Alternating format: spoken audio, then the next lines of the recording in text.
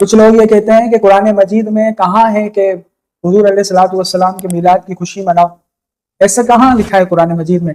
تو ان کے لیے سورہ یونس کی آیت نمبر 58 نمبر آیت میں اللہ رب العالمین فرماتا ہے قل بفضل اللہ وبرحمتہ فبذلک فلیفرحوا وخیر مما یجمعون، کہ اللہ کی فضل اور اس کی رحمت پر چاہیے کہ اس پر خوشی کریں، وہ بہتر ہیں ان کے تمام دھن دولت سے۔